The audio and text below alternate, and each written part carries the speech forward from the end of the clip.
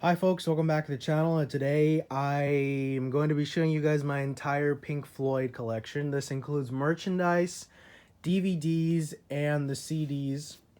No vinyl yet. I don't have any Pink Floyd vinyl yet, and surprisingly, I don't own every single Pink Floyd album ever made, even though they are my favorite band of all time. I don't even own every single main studio album. I'm missing a couple, actually. And it's kind of disappointing to know that my collection isn't full yet or complete, but I am working on that. I'm always looking for them. I'm always looking for them. I mean, they're that expensive to find. You can find them on eBay and Amazon for good prices, but I've been lacking on looking for them.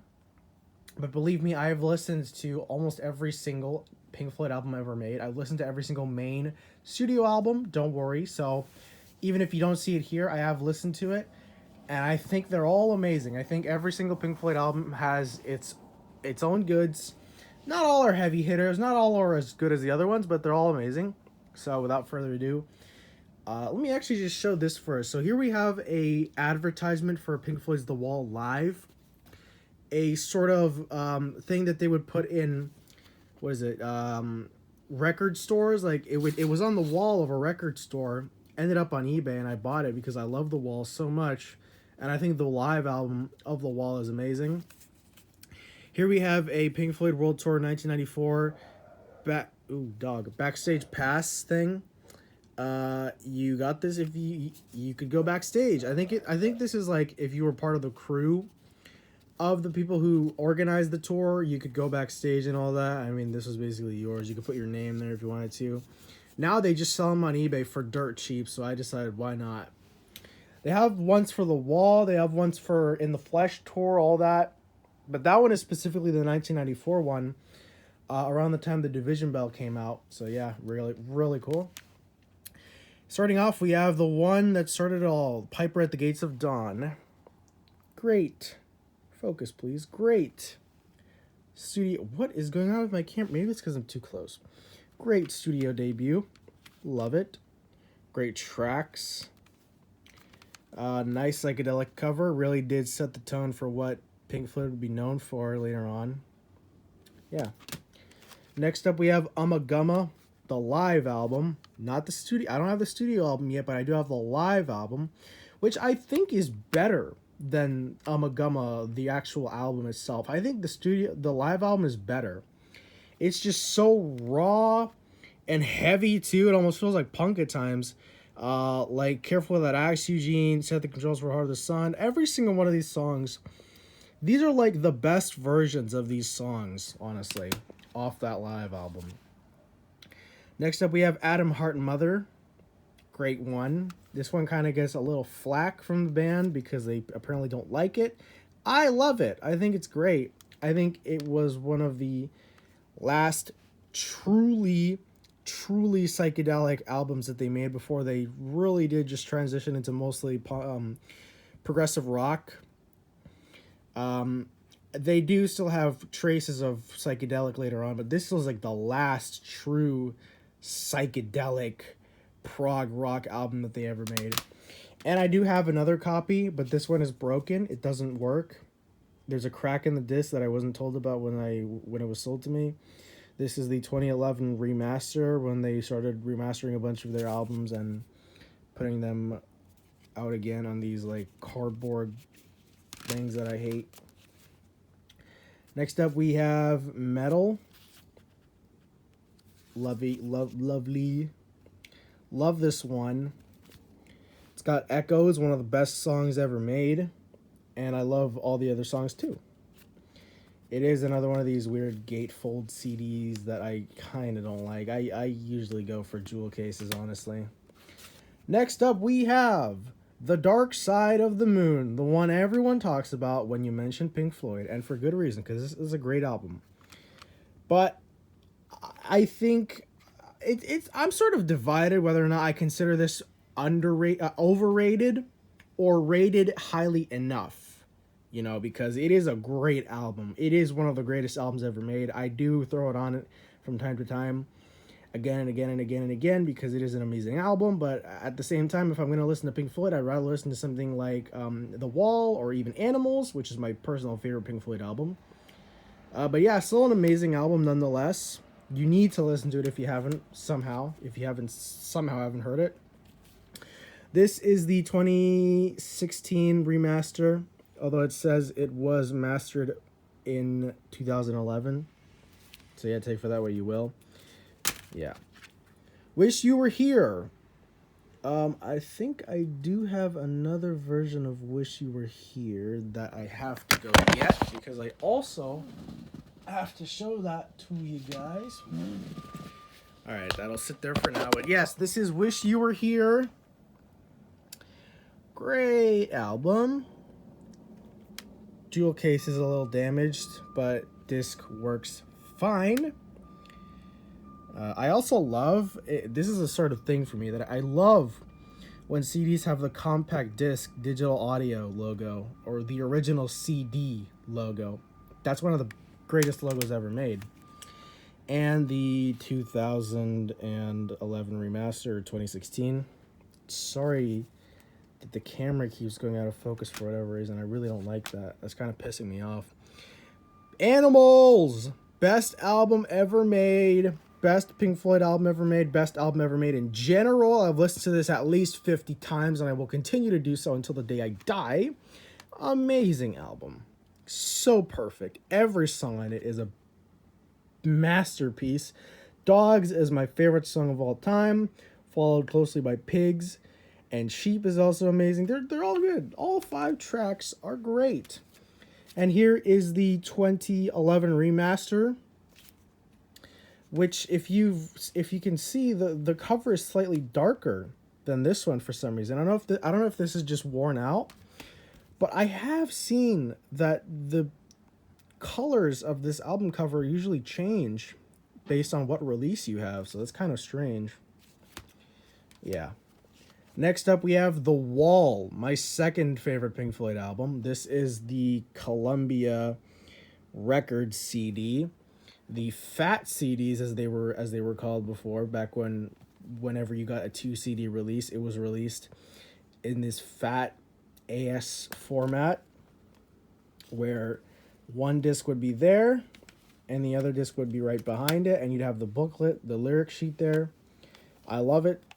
And I actually find that older releases of albums sound better than newer ones because of less noise and just the mixing is different. Here's the 2011 remat, or 2016 it says right there. I don't know if this is part of those other remasters that came out in 2011. This is the 2016 remaster of The Wall. Pretty good too. You know, you're not depriving yourself of amazing audio quality if you get this, but just I'd stick with the older ones just because I think they sound better, honestly. Next up, we have a collection of great dance songs. This is exactly what it sounds like. This was a cheap budget release with 6 greatest hits from Pink Floyd, ranging from Metal to Dark Side of the Moon to Animals, The Wall. Of course, they had to put Another Brick in the Wall Part 2. That was like the biggest song ever when it came out. Although I love that song, believe me, but I think there are better songs on that album than it, honestly. Next up, we have The Final Cut. Definitely one of my least favorite Pink Floyd albums. This is the original release, so it does not include When the Tigers Broke Free, actually. I should get a copy that does have that song because it is part of this album. But yeah, Final Cut, it is amazing. I love it. This is definitely a Roger Waters album. You know, this is full of the stuff he loves to talk about. He loves to talk about war. He loves to talk about his father. He loves to talk about the government. Yeah, so depending on how you feel about those topics will determine whether or not you like or hate this album. I am personally in the middle of it. I think it can get pretty annoying sometimes, but it is fine. Next up, we have A Momentary Lapse of Reason. This was when David Gilmour took over and things started to change a little bit in terms of sound and lyrically. I honestly do prefer the Roger Waters era over any of the other eras, the Syd Barrett era and the David Gilmour era. Although I do think the Syd Barrett era is better than the David Gilmour era, but the David Gilmour era is still really good. I mean, what you've got Sorrow, you got The Dogs of War, you got Terminal Frost, Signs of Life, Learning to Fly. Amazing album. You can't go wrong with it. Next up, we have The Division Bell. This is the last album that they made before they took their giant hiatus, and then they made, what was it called? Endless River. Yeah, I don't have that one yet, just because I'm not really interested in getting it because, you know, it's probably the last Pink Floyd album that's ever going to be made. So it does hold some kind of significance, but the sound of it just doesn't really strike me as endearing as even this era of Pink Floyd, because I do think that The Division Bell is the best album that they made after Roger Waters left. I mean, What Do You Want From Me, Pulls Apart, Keep Talking, High Hopes. It's just packed with so much goodness. Amazing. Then we got, I guess, live albums. Here we have Delicate Sound of Thunder. This is a live. Here you have the track list. Yeah. Next up, we have the greatest live album of all time, in my opinion, Pulse. This is the greatest live album ever made. Greatest one. It's got so much good It's got so much good songs. They played the entirety of Dark Side of the Moon, which I think was awesome. Although I don't think they have anything on here that is related to animals, which sucks. Feels like they just sweep that one under the rug most of the time, and they just favor things like The Wall and Dark Side of the Moon, which I don't mind. I love those albums, but I wish Animals got more love. I'm so excited for like 2 years from now, I think, when it's Animals' 50th anniversary. We're gonna start seeing so much Animals merch. We're gonna be seeing, hopefully, extended version of the album like they did with Wish You Were Here. We're going to see new vinyls, new CDs, new shirts, new posters, everything. Animals is going to get so much love. And then after that, it's going to be The Wall, which is my second favorite Pink Floyd album, so I can't wait for that. Then we have Is There Anybody Out There, 1980 to 81. This is a fully live version of The Wall. Really cool. Kind of rare to get this too, actually, for under $50. But if you dig deep enough, you'll be able to find a copy for like 30 or 20. I got this one for $15, I believe. And then I got another copy for like $10. So yeah. Although I don't know if this one is official because it just feels a little stank. Maybe one of you guys can tell me if this is official or not, or if it's a bootleg. Yeah, it's got 2 discs, of course. It's just that the cover and the back seems a little, how do you call it, blurry. So you guys let me know whether or not that's a real thing or a bootleg. Other than that, it sounds on par with the original. And lastly, we have Echoes. One of the greatest compilation albums ever made. If you want to get into Pink Floyd, but you don't want to like collect a bunch of their albums on vinyl and CD and cassette and all that, because I know a lot of people aren't really into that, or they're just starting out and they don't know where to start, get Echoes on CD or vinyl. It's packed with a bunch of songs. Some of the greatest. These are the greatest from Pink Floyd's catalog. They have they've got one from Animals, and that's Sheep. Honestly, I would have gone with Pigs, 3 different ones. I understand why they probably didn't go with Dogs, because that song is like almost 20 minutes long. I mean, when they included Echoes, they had to cut it down because it was too long.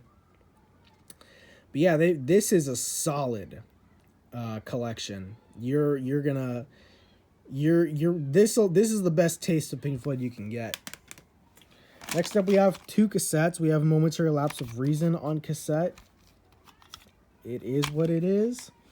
And then we have a collection of great dance songs on cassette. exactly the same thing as Momentary Lapse. It's just the album on a yellow cassette. All right, now we have DVDs. Here is Roger Waters in the Flesh live. He really does give animals a lot more love. You got dogs, you got pigs on the wing, and that's it. Yeah, this is a live album. Not only Pink Floyd, but a bunch of stuff that he's also made, like Amused to Death and such and such. Then we have Roger Waters' The Wall live in Berlin. This is the live show for The Wall. The whole thing. With some extra songs in between. Yeah. Pretty cool. Next up we have The Making of Dark Side of the Moon. This is just a documentary about how the band made Dark Side of the Moon in 1973. Next up we have Live at Pompeii, the director's cut. I should get the new 4K that came out because that looks really good. I mean, it blows the DVD out of the water, man. But I'm still happy with it. It's watchable. Then we have Pulse, the actual show of Pulse. Love the design of this DVD, by the way. The two eyeballs and the eyeballs on the front and the eyeballs of the DVDs. It's great. And finally, we have The Wall, the movie. I love this movie, one of my favorite films ever and one of my favorite animated films because it does have a lot of animation in it and the animation is breathtaking as all hell. Taking this off. It's really similar to the actual vinyl where if you took the plastic off, you're just left with the brick wall. Yeah, I love that. Anyways, that's it for today, folks. Thank you so much for... I'm not getting that back on right now. Thank you guys so much for watching, and I'll see you guys in my next video. Bye-bye.